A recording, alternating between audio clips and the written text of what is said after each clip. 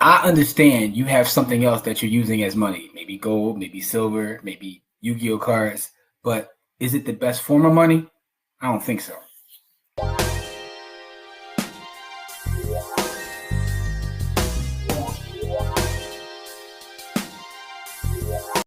What's up, everybody? Welcome to this episode of Stack Sats or Die Trying. This is the Bitcoin Only Show brought to you by the Black Wolf Rebels and by the Hood. I'm your host, as always. My name is Jimmy. Listen, this is episode 57. Actually, this is episode 58. I've been shooting so much content, I lost track of which episode this was. So this is episode 58, the Von Miller episode. Let's go. The Tom Jackson episode. That's right, Denver Broncos legend Tom Jackson. Salute to him. This is episode 57 of Stack Sats or Die Trying. The show we come on, we talk about not crypto, but Bitcoin. Because believe you me, there is a difference. We are Bitcoiners here. We talk Bitcoin.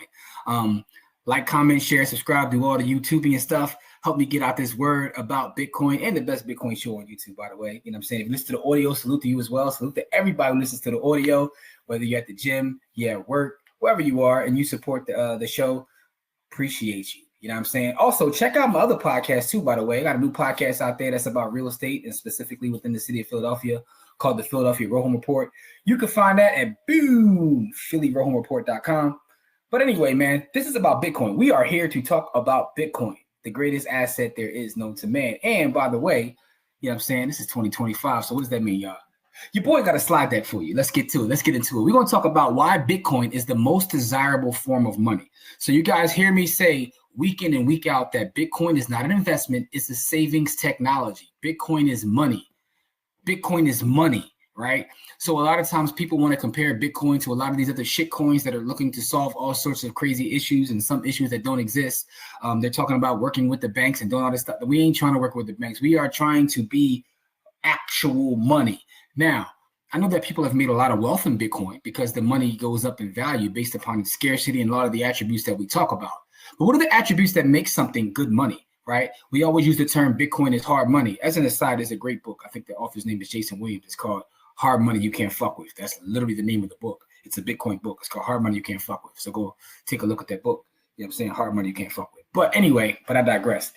This is about what makes Bitcoin money and also what makes good money. Where did I get the idea to talk about this, right? So there's there's Robert Breedlove, right, who's a podcaster. And I've mentioned this before about Robert Breedlove. As a matter of fact, let me do this real fast, right? Because there's a book right here. It's called What is Money? The Saylor series by Michael Saylor and Robert Breedlove. And the thing about it is this is nice text right here. But this text is based upon a podcast that he's done. His actual podcast is called What is Money? But the first, I think it's 8 to 11 episodes of his podcast is him sitting down and speaking with Michael Saylor. And what's interesting about that is it's one of the more, it's kind of wild to listen to it. I've brought it up on his podcast before about how the way Michael Saylor sees Bitcoin is just interesting. He goes into world history and he takes you on this journey of this esoteric thinking and ways to look at Bitcoin. And I think it's very powerful.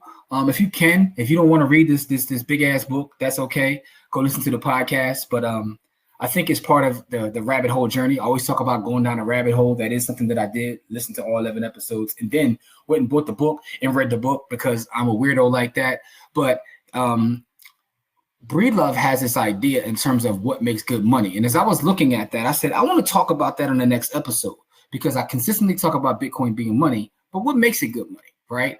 And according to Robert Breedlove, he believes that there are desirable properties of money. Right. This is what makes money desirable. So let's talk about it. The first thing is scarcity. And we all know that Bitcoin is the scarcest asset to ever exist. But in order for money to be good money, it has to be difficult to produce, resistant to supply manipulation, and it has to be a value dilution. It has to have, no dilution of value. Now, what's interesting about that is this. Our US dollar, if we're taking that as an example, it's not easy to produce. Now, you have had people that have counterfeited money, but they consistently upgrade the actual technology to make it more difficult to produce. So, and, it's scarce to most of us. Some people can press a button and it's not as scarce, but it's scarce to a lot of us. We don't have the ability just to create it, right? The same thing can apply to land. The same thing can apply to gold. So the thing about looking at these properties is it's a number of properties. There's 5. there are a lot of things that you can look at and evaluate based upon these properties of money, whether we're talking about gold, whether we're talking about silver, whether we're talking about land, or we're talking about the US dollar, the yuan, the pound, whatever you want to look at. Is it divisible, right? Units that can be combined or separated at various scales. So we do have different denominations of our dollar, whether we're talking about $100 bill, $50 bill, $20 bill, $2 bill, $10 bill, you know what I'm saying? Dollar bill. So you can divide it. Then you have change as well. You can do the same for a lot of other things. So gold is kind of difficult there to divide it. You can buy fractions of gold, but if I have a gold, ounce, I can't just say, hey, take a tenth of it, I'll shave this off. That's very difficult to do. So again, like I said, when you go down this list, you see how some things fail at certain parts. Portability, right? So portability, how dense is it? Density of value, ease at which it can be moved across space. So our dollar bills, are fairly portable for the most part. One of the reasons that gold failed was because of lack of portability, which is why people started to take gold historically, put it in institutions, and then get a paper claim against that gold because it lacked the portability, right? Land, we talk about land as money, right? And the problem with land as money is it's not portable. Like location is a thing we always talk about in real estate. So it doesn't meet the property of being portable, right? Land can be divided. You can subdivide land, specifically within our country where you have rules around subdivisions and consolidations. There's a legal process and new deeds and legal descriptions that have to be drawn, but you can divide it. Land is scarce, but how portable is it, right? Next part is the durability. Does not deteriorate, ease with which it can be moved across time. The thing with paper money is over time, it tends to deteriorate. There's always that interesting story about Pablo Escobar, who was making so much money, he was burying it, and he had millions of dollars he lost to just rats destroying his money, right? So this is a famous story about that. Go look it up. This isn't about Pablo. This is about money. Some will say Pablo is about money. But anyway, durability, how durable is your money, right? The last part is recognizability. And I'm going to go into each one of these in a little bit more detail as I move through this PowerPoint presentation, but this is to give you the kind of the foundation of what we're going to talk about today, which are the desirable properties of money. If you're listening to this, just ride with me for a second. You know what I'm saying? It'll make sense because I'm going to talk it through. If you're watching it, you're watching the slide deck. So it kind of makes a little bit more sense to you. But recognizability, ease with which it can be identified and is verified by others, right? So when you talk about money, I remember back in the day when people were really out here counterfeiting stuff and they came up with the pens and you can put the pen to see if the money is real. The thing about gold, I've seen people get swindled thinking they're buying real gold. I see a lot of these people that want to buy these real stupid looking gold chains and diamonds, get fake diamonds, fake gold, and they don't know how to measure it. How can you verify what's gold?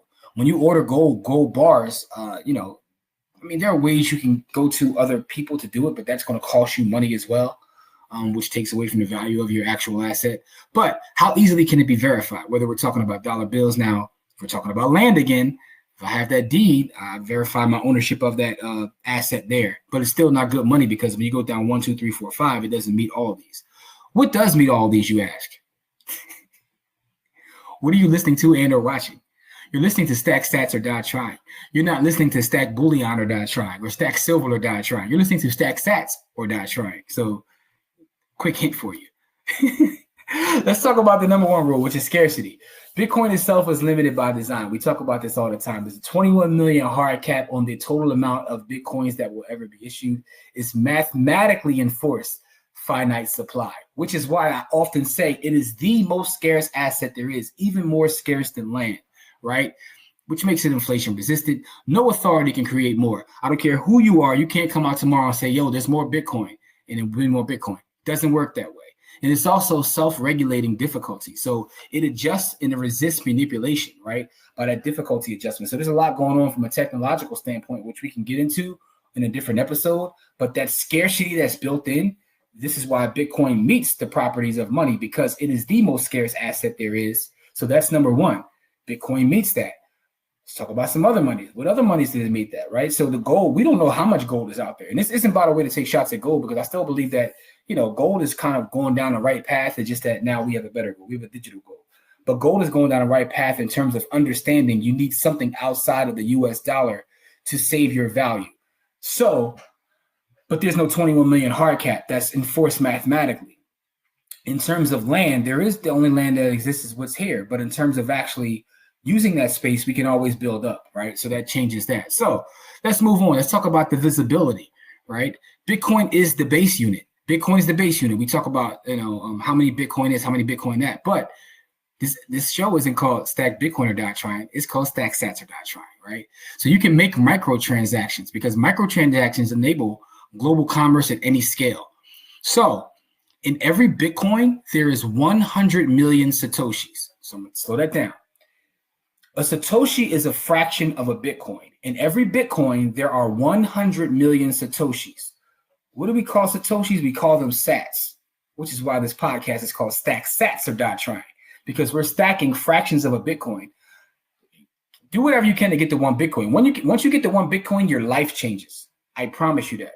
Your life changes once you get to one Bitcoin, because as you see, as the fluctuations, you have one Bitcoin. You see what that does to your net worth and to the value that you are saving. Again, the savings technology. But each Bitcoin is divisible by 8 decimal places. So you talk about being able to, have microtransactions. There's that. And I know a lot of people have often said to me, the fact that you can break it down to a Satoshi means that it's not as scarce as you claim it is to be. Well, I can also break a pizza down into 45 slices. It doesn't make the pizza any bigger. Most pizzas for the most part, here I go again. I'm always using food analogies, yo. I'm a greedy dude. I gotta chill. Big back behavior and whatnot. Big back, big back, big back, big back. But anyway, because I always use food analogies. But if I have a pizza, right? Most pizzas are cut into about 8 slices. If I don't cut it into 8 slices, I cut it into 16 slices. It doesn't make the pizza any bigger. It just means that I can have, smaller pieces of the same pie. Bitcoin is the pie. The fact that I can break that pie doesn't mean anything, but it helps it in terms of being good money and being the best money because it is divisible. It's scarce, as we went over in point 1, but it's also divisible in a way that other forms of money are just not, right? And we're going to move further because I know a lot of this also goes to why Bitcoin is not just gold and land and a dollar bill, but also a lot of your favorite shit coins. You know what I'm saying? Portability. Bitcoin is money without borders. It's lightning fast, no pun intended, because I can use the Lightning Network and make it even faster. But it's completely borderless. No customs or banking restrictions. If I want to, I can memorize my 12 words and walk around with $1 gazillion in value in my head, and no one is the wiser. Not saying I do that. Because I don't have any Bitcoin. I lost it all in a boating accident. So leave me alone, y'all. It's also weightless, right? I can move millions with a smartphone, or like I said, in my head. I can't do that with gold. I can't do that with silver. I can't do that with land. Unless you say I can, just carry around my deed and, which gives me ownership of said land. But to use as actual money, no. Even with dollar bills are relatively portable. But once we start getting up there and you try to carry millions and millions around, it's difficult. I tell you guys all the time, one of the things that frustrates me the most as someone whose business is real estate. Again, I always say this, my business is real estate. My savings is Bitcoin. My investment to the stock market. See that little triangle right there? That's my Phil Jackson triangle offense right there. My triangle offense is my business is real estate, which is how I produce value, which is saved in Bitcoin. My investments are the market. That's my triangle offense right there. So I got to make that a little meme or something. Jimmy's triangle offense. And by the way, that whole triangle is protected with insurance. So, but that's for another episode. But the point is, I can carry around my savings weightless. It's portable. It's the best money because it's portable. But with cash, when I start getting up there in millions and millions of dollars, even that's more difficult to transport. Now, what I was going to, and I was actually saying to you guys is, one of the things that irritates me in the real estate space is having to send wires and waiting for those wires to go through in the amount it costs me to send a wire. It costs a lot. So recently I had bought a property that I'm trying to develop at the auction in Philadelphia. And I sent the wire, what I'm saying? It was like, I think it was less than 20 bands. It was like 15 grand, something like that. But I had to spend $30 to send that and then wait for the transaction. I'm like, yo, I could have did this in Bitcoin. It would have cost me like 3 cents and it would have been done within seconds. You know what I'm saying? But, everybody hasn't caught up as of yet. But the fact of the matter is, you can move millions with a smartphone. You can store millions in your head. It's lightning fast. It's completely borderless. So there you go. Scarcity, divisibility, portability. What meets all this? Sats. Durability. Is it built to last forever? We have code. Remember, Bitcoin is a network, and we're talking about code. This is a mutable code. Its digital structure doesn't degrade the way that a physical paper dollar will, right? It's a decentralized network. It's anti-fragile by design. One of the great things about Bitcoin is like all these things that were thought out. The cryptographic security, our private keys ensure integrity. As long as you control your private keys, don't share them, right? We're talking about math. This is code, which is why it's savings technology, and it's not an investment, but it's durable. It's literally built to last forever. As long as a node is running, and I'm running multiple nodes myself, so I know that nodes will run. There are people running nodes across the world. By the way, go back and watch a lot of the previous episodes. This is episode 57. A lot of the things that I'm talking about, we covered in terms of nodes and whatnot. But the fact of the matter is, it's durable. When we talk about the dollar bill, how durable is the dollar bill? I just told you about the Pablo Escobar story, right? Land is pretty durable for the most part. So land actually meets this, so this is what we're talking about here, right? Recognizability. This is something that a lot of people don't put thought into. And this is the fifth part of what makes something, desirable, the desirable properties of money. And again, this is something I got from Robert Breedlove. I'm not trying to steal his shine, but it took me on a journey of thinking about this and looking at all the different things that people use as money or savings and trying to figure out, okay, because again, I'm always looking to see if I can reinforce my beliefs or even change my beliefs or whether something can knock me off my beliefs. So I'm always reading and studying, which is why I listen to the pod and then reread the book. And I'm like, okay, this does make sense. And I'm applying a lot of this logic and this thought to other things, which is what made me come out and do this for the show. But anyway, recognizability is verified by the network. And if you run a node, you can verify all your own transactions. We have on-chain verification. You can instantly prove ownership. If someone comes in your crib, right? So I ain't gonna go there. I know I'm not gonna go there as an analogy because I'll be going too far at the analogies. But here's the point though. You can prove ownership instantly. There's no central authority needed, right? You trust in the math.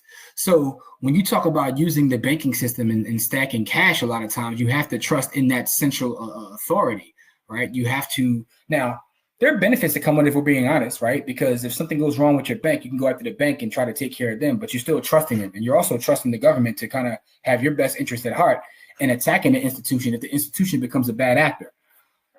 Said a lot right there. So let me slow it down. You know what I'm saying? My conceited voice, slow it down. Anyway. Slow it down. What I'm saying is you have to trust in a third party, whether that third party is Wells Fargo, JP Morgan, Cash App, Venmo, PayPal, whoever that third party is. Within Bitcoin, I know a lot of people saying, well, I buy from the exchange. You don't have to trust them, though. You take it into your own custody. You are your own bank. As my shirt says right here, Bitcoin allows you to be your own bank. By the way, we do sell these shirts too. If you want to cop the Be Your Own Bank, stats or die trying, you know what I'm saying? Look in the description in the show notes. And for those listening to the audio, I have a t-shirt on that says Be Your Own Bank with a Bitcoin logo. But, anyway, and it is for sale. I'm not trying to sell you anything, but I got some stuff for sale. So in terms of recognizability, trust in the math. There's no central authority needed. And there's also global recognition, growing adoption across industries. The last episode, we talked about how it's maturing as an asset class and how Bitcoin is in a lot better space now than it was 10 years ago.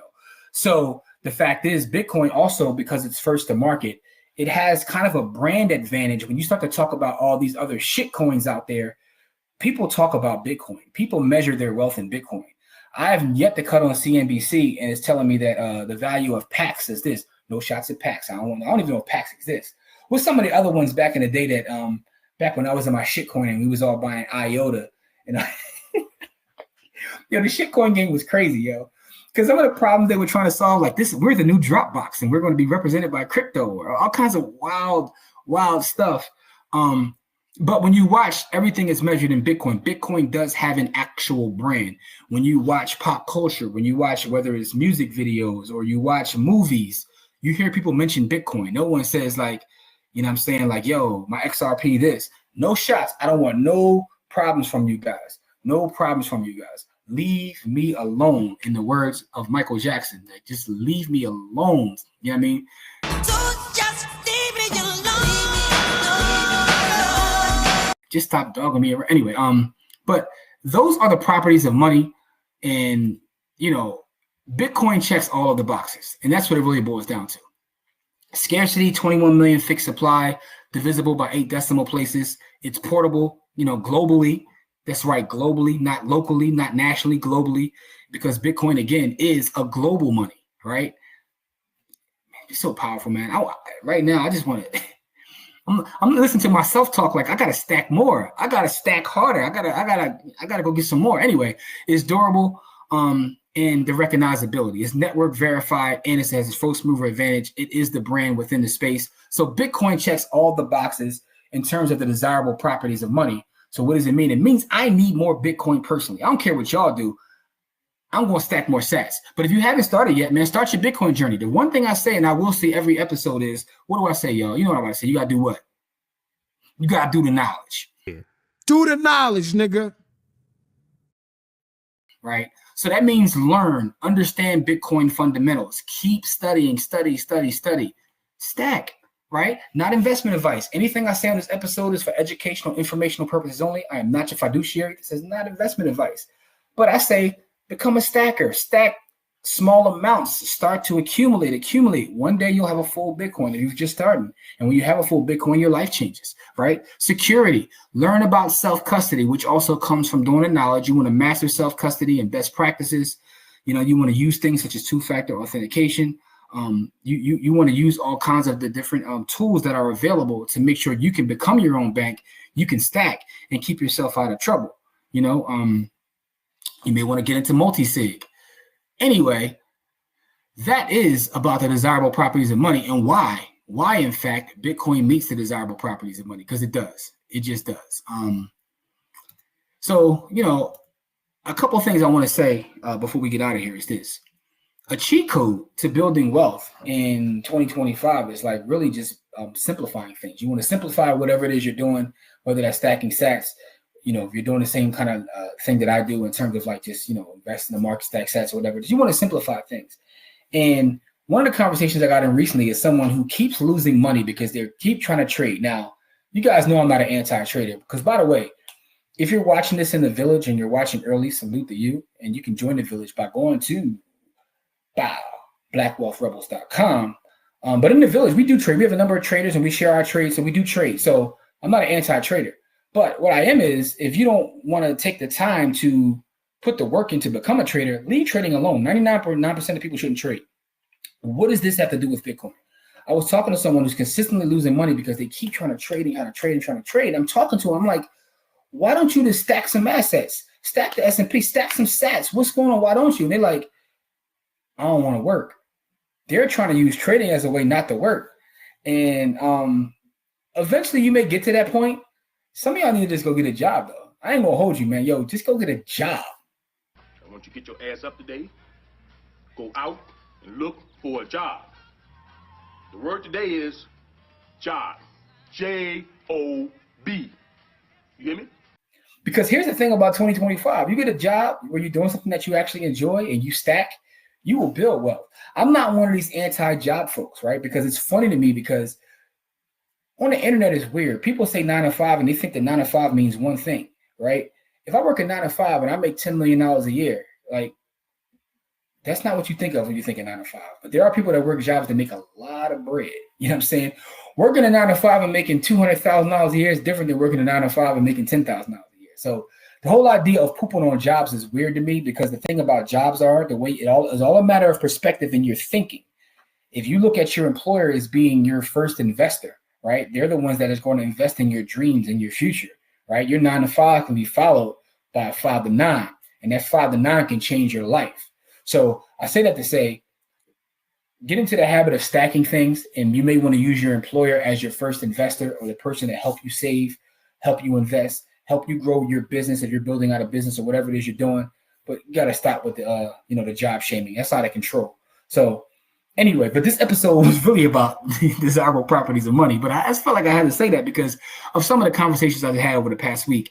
This is about the desirable properties of money, though. What I'll say about that is this: study money, study economic theories, study the history of money.